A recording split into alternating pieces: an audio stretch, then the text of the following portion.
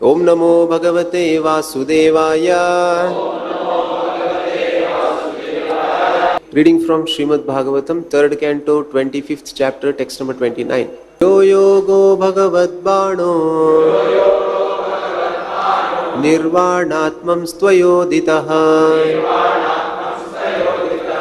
Kidrisha kati changani yatastatvavabodhanam. Translation and purport by His Divine Grace A.C. Bhaktivedanta Swami Srila Prabhupada ki jai. Translation. The mystic yoga system, as you have explained, aims at the Supreme Personality of Godhead and is meant for completely ending material existence. Please let me know the nature of that yoga system. How many ways are there by which one can understand in truth that sublime yoga? Purport by Srila Prabhupada. Teachings of Lord Kapila, the son of Devahuti, verse 29. There are different kinds of mystic yoga systems aiming for different phases of the absolute truth. The Jnana Yoga system aims at the impersonal Brahman effulgence, and the Hatha Yoga system aims at the localized personal aspect, the Paramatma feature of the absolute truth. Whereas Bhakti Yoga or devotional service, which is executed in 9 different ways, headed by hearing and chanting, aims at complete realization of the Supreme Lord. There are different methods of self-realization, but here Devahuti especially refers to the Bhakti Yoga system, which has already been primarily explained by the Lord. The different parts of the Bhakti Yoga system are hearing, chanting, remembering, offering prayers, worshipping the Lord in the temple, accepting service to Him, carrying out His orders, making friendship with Him, and ultimately surrendering everything for the service of the Lord. The word Nirvanatman is very significant in this verse. Unless one accepts the process of devotional service, one cannot end the continuation of material existence. As far as jnanis are concerned, they are interested in jnana yoga, but even if one elevates oneself after a great performance of austerity to the Brahman effulgence, there is a chance of falling down again to the material world. Therefore, jnana yoga does not actually end material existence. Similarly, regarding the Hatha Yoga system, which aims at the localized aspect of the Lord, Paramatma, it has been experienced that many yogis, such as Vishwamitra, fall down. But Bhakti yogis, once approaching the Supreme Personality of Godhead, never come back to this material world, as it is confirmed in the Bhagavad Gita.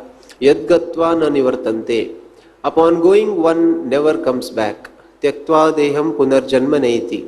After giving up this body, he never comes back again to accept a material body. Nirvana does not finish the existence of the soul. The soul is ever existing.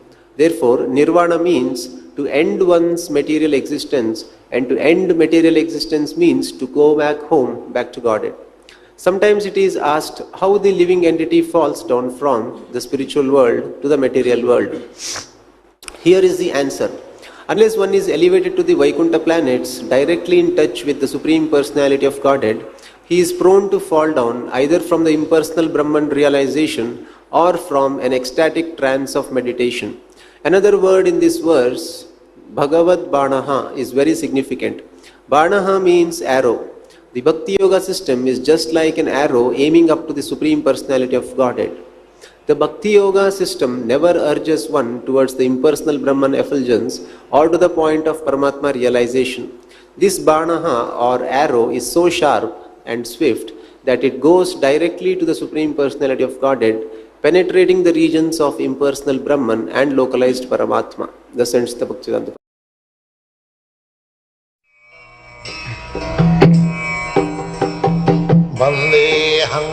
The following is a class on Srimad Bhagavatam, 3rd Canto, 25th chapter, text number 29. Given by His Divine Grace, A.C. Bhaktivedanta Swami, Srila Prabhupada.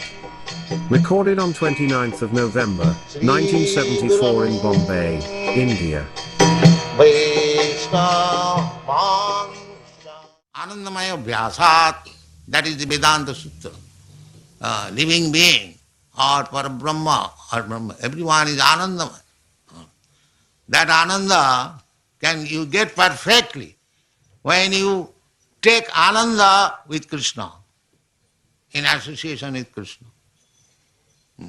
you associate with Krishna as servant or as friend or as father, as mother, as conjugal lover.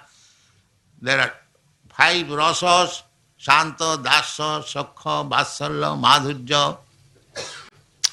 Here also, in this material world, we have got the same rasas. We are related with somebody as father, and somebody as son, somebody as lover, somebody as beloved, somebody as master, somebody as servant. This is relations. This is the perverted reflection of the spiritual world. Therefore, although we have got the same relationship for releasing, today I am loving my son, and tomorrow my son may be the greatest enemy. There is no eternity of such love. Or the son may die. There is no eternity. Today I am loving some man or woman. It may break tomorrow. That is the defect of the material world.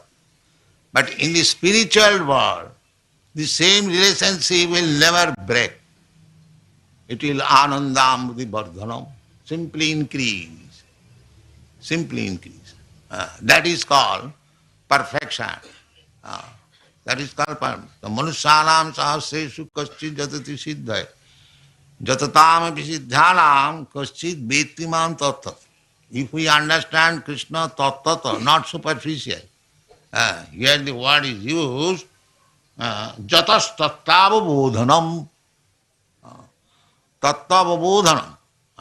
Kindly explain to me that bhakti yoga by which we can fully understand the truth, absolute truth. Tattavabodhanam.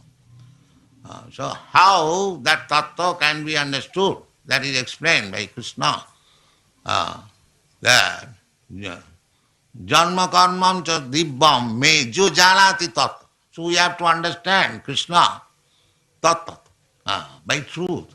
And how we can understand that Krishna says in the Bhagavad Gita, bhaktyamam avijanati javan jaschami tattva.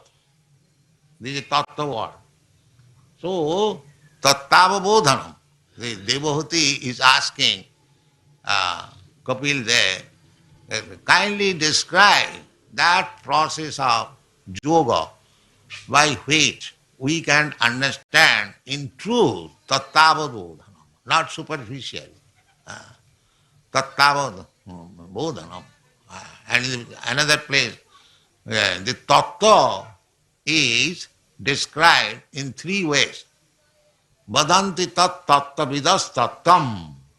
Jajganam adhyam.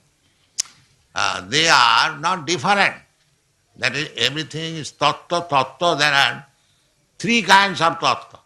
Brahmeti, Paramatmeti, Bhagavaniti sabdas. This very thing, tattva, is described in 3 features. Impersonal Brahma, localized Paramatma, and at the end, Bhagavan. So, understanding of Bhagavan means understanding of Brahma and Paramatma. But understanding of Brahma or Paramatma is not understanding of Bhagavan. Therefore, the Brahmavadis, the Paramatmavadis, they are impersonalists. They cannot understand the Supreme Being, personality of Godhead, Krishna. They cannot understand. That is the defect. Therefore, some yoga system, Jnana yoga system, or Dhyana yoga system, and there is Bhakti yoga system. That Bhakti yoga system is the perfect. And Jnana yoga system or Dhyana yoga system, that is partial understanding. Paramatma feature. Ishara sarvabhutanam riddeshe arjuna tishtati. In that way, you can understand, you can come to the platform and understanding samas sarveshu bhuteshu. But that is not perfect. Still you have to go. Samas sarveshu bhuteshu mad bhakti lavati param. After realizing samas sarveshu bhuteshu, this principle, then you have to enter into the devotional, parabhakti. Parabhakti means transcendental. Bhakti means para. Bhakti does not mean material. The material, it looks like material activities, but it is not material activities. Just like the example can be given, just a man, a boy is flying kite and he is, that is called the reel, latai. So sometimes he brings down the kite and sometimes he allows the kite to go. There are two kinds of plane. So similarly, the one kind of activities means you are becoming free from the resultant action of activities. And one kind of activity is you are becoming entangled. So that is also explained in the Bhagavad Gita. Jagyarthe karma annatra karma bandhana. If you work for Jagga, for Krishna, then you are becoming relieved from the resultant action of karma. But if you work for your sense gratification, then you are becoming entangled with the resultant action of your karma. Therefore, sometimes this bhakti yoga is misunderstood as karma. Mayavadi, they cannot understand. They think that bhakti yoga is also karma. These people are less intelligent. So they are in the, because jnana yoga means bikarma or akarma. Akarma. There is no resultant action. That is the view of the Gyanis, Mayavadi philosophers. But because they see that the bhaktas, they are working also, just like ordinary man, therefore it is Maya. That is Mayavad. They think bhakti activities as Maya. Therefore we call them Mayavad. But actually bhakti yoga, if you act according to the shastric principles, if you act according to the order of your spiritual master in bhakti yoga, that is not karma. That is bhakti yoga, beyond this karma yoga. But they cannot understand. Just like Krishna described in the Shastras, Chintamani prakara sadmasu kalpa vrikha lakha britesu surabhi ravipalayantam. Surabhi ravipalayantam, Krishna is very much fond of tending cows, surabhi cows. The Mayavadi will see, what is this Krishna? I mean, Brahma was builder. How is that? This Krishna, this boy in Vrindavan is being worshipped. Is spoken as the Supreme Personality of Godhead. How is that? He is taking care of the cows, this cowherd boy. Indra was also builder. Mujjanti, the Surya. To understand Krishna, even Brahma, Indra, they become builder.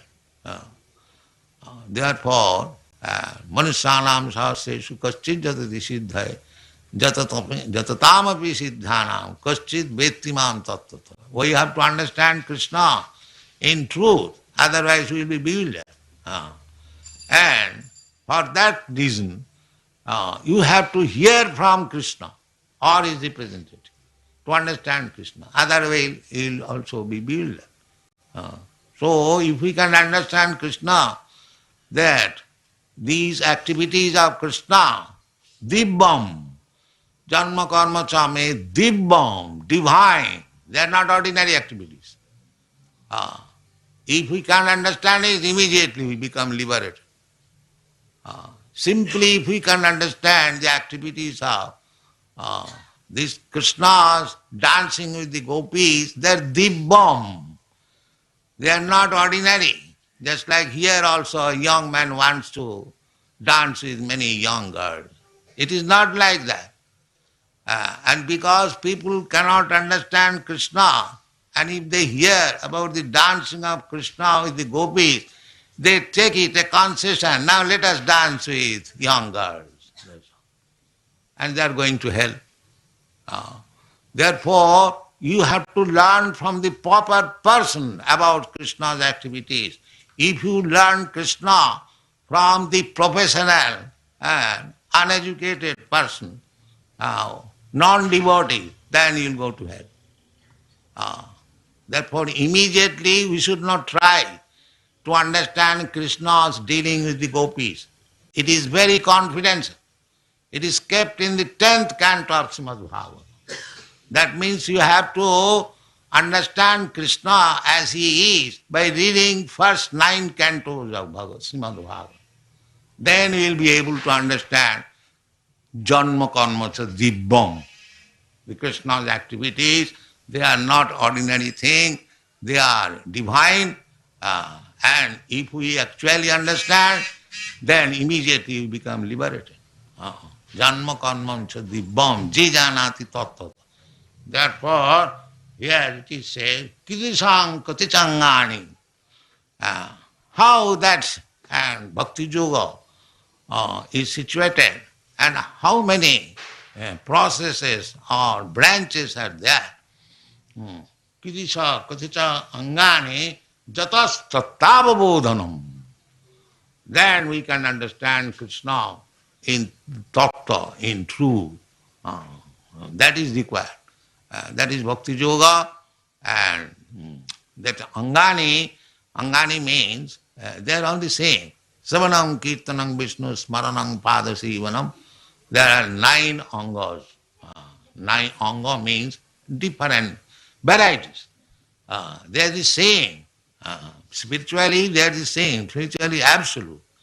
Savanam, Kirtanam, Vishnu, Smaranam, Padasivanam. Either you hear, or you chant, or you memorize, or you offer worship, archanang, or you offer prayers, archanang, bandhanang, dasam, or you simply work under the direction of your spiritual master, Krishna, just like Hanuman, he dasam. He simply carried out Lord Ramchandra's order.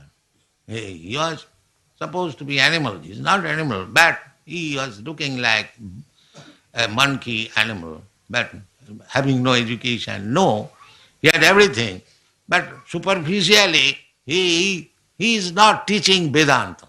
He is simply carrying order of Lord Ramchandra. That's all. He appears to be very foolish, not foolish, but superficially animal. He was simply carrying on. Dasa. Arjuna simply he took Krishna as his most intimate friend. That's all. He was not a Vedantist. He was a fighter. He was a Kshatriya. He had to deal with politics. No time to become Vedantist. But still, he is the greatest devotee. Bhaktosi, priyosi me. Krishna says, my dear Arjuna, you are my very dear friend and devotee. People may say, he is not a Vedantist, he is not a Brahmin, he is not a sannyasi. How Krishna accepts him as Bhaktosi? That is called Bhakti. Bhakti is ahoituki apratihata. If you become a devotee, there is no impediment, no material condition can check your progress of Bhakti. If you are a Bhakti. Sabai pungsang paro dharma, jato bhakti radhokaji, ahoituki apratihata, jeno atma samprasidati. If you want real life, prasanna, brahma bhuta prasannatma, if you take to bhakti, automatically you become prasannatma. Jeno atma samprasidati. What is that? Ahoituki apratihata bhakti. Without any motive. I shall serve Krishna with a motive. That is also good in this sense that he is pious. He has approached Krishna. He is not impious like the atheist, like the non-believer. But he is good, although he has approached, just like Dhruva Maharaj. Dhruva Maharaj worshipped Krishna with a motive. But after being perfect in devotional service, he becomes without motive.